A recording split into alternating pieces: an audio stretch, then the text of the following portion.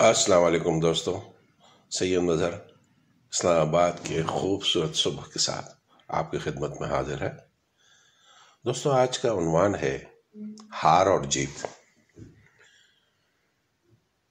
کامیابی کی بلندیوں کو چھونے کے لیے بہت سی ناکامیوں اور الجھنوں کا سامنا کرنا پڑتا ہے، ٹھوکریں کھانی پڑتی ہیں۔ بہت سے لوگ منزل کے اکثر بہت قریب پہنچ کر ہار مان جاتے ہیں۔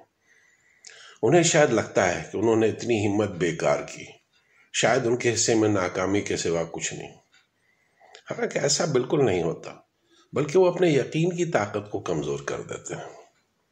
ایمان ڈگمگا جاتا ہے، جبکہ وہ بھول جاتے ہیں کہ جتنی بڑی منزل اتنی بڑی آزمائش اور قربانیاں۔ اللہ بندے کی جنون اور جذبے کو دیکھ کر اس کی آزمائشیں اس لیے بڑھا دیتا ہے کیونکہ وہ صرف اس کا صبر، اس کا ضبط اور اس کا یقین آزمانا چاہتا ہے۔ اور ہم نادان اکثر کم عقلی میں یہ سمجھتے ہیں کہ شاید اللہ ہی نہیں چاہتا۔ ایسا ہرگز نہیں ہے دوستوں، جبکہ اللہ نے اپنے کلام میں خود فرمایا ہے کہ انسان کے لیے وہ سب کچھ ہے جس کی اس نے کوشش کی ہے۔ اللہ تعالیٰ فرماتے ہیں کہ میں نے موت اور زندگی کو پیدا کیا تاکہ تم لوگوں کو آزمائیں کہ تم میں سے کون بہتر عمل کرنے والا ہے۔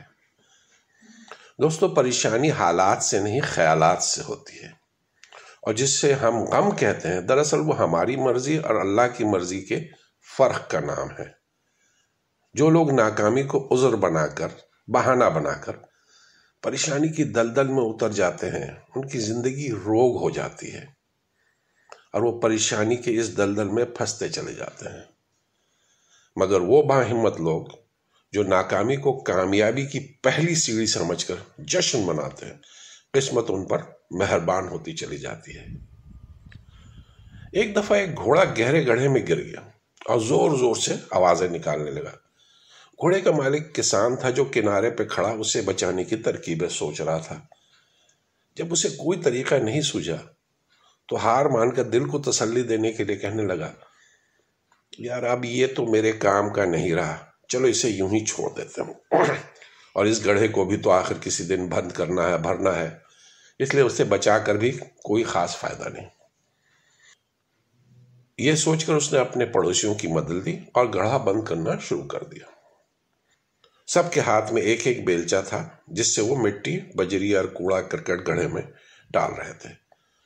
گھوڑا اس صورتحال سے بہت پریشان ہوا، اس نے اور تیز آواز نکالنی شروع کر دی۔ کچھ ہی دیر بعد گھوڑا بالکل خاموش ہو گیا۔ جب کسان نے جھانکا تو یہ دیکھ کر حیران رہ گیا کہ جب جب گھوڑے کے اوپر مٹی اور کچرا پھینکا جاتا تب تب وہ اسے جھٹک کر اپنے جسم سے نیچے گرا دیتا اور پھر گری ہوئی مٹی اور کوڑا کرکٹ کے اوپر جا کر کھڑا ہو جاتا۔ یہ سلسلہ کافی دیر تک چلتا رہا۔ کسان اپنے پڑوسیوں کے ساتھ مل کر مٹی اور کچرا گڑھے میں پھینکتا رہا اور گھوڑا اسے اپنے بدن سے ہٹا ہٹا کر اوپر آتا گیا، اور دیکھتے ہی دیکھتے اوپر تک پہنچ گیا اور باہر نکل آیا۔ یہ منظر دیکھ کر کسان اور اس کے پڑوسی سکتے میں آ گئے۔ ہماری زندگی میں بھی مشکلات اور مصائب آتے ہیں، اور یہ ہم پر منحصر ہے کہ ہم ہار مان کر ان کے نیچے دب جائیں یا ان کے اوپر چڑھ کر مشکلات کے کنویں سے باہر آ جائیں، کیونکہ پرعزم انسان اپنا راستہ کبھی نہیں بدلتا۔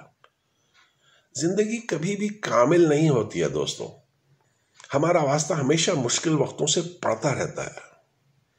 زندگی تو مسلسل جد و جہد کا نام ہے۔ راستے میں رکاوٹیں آئیں گی جو آپ کو نیچے دبانے کی، نیچے لانے کی کوشش کریں گی، مگر ایک کامیاب اور خوشگوار زندگی گزارنے کا راز اس حقیقت کو سمجھنے میں کہ کوئی بھی مشکل میری اور آپ کی ہمت اور جرأت سے بڑی نہیں ہوتی۔ بہت شکریہ میرے دوستوں، السلام علیکم ورحمۃ اللہ وبرکاتہ۔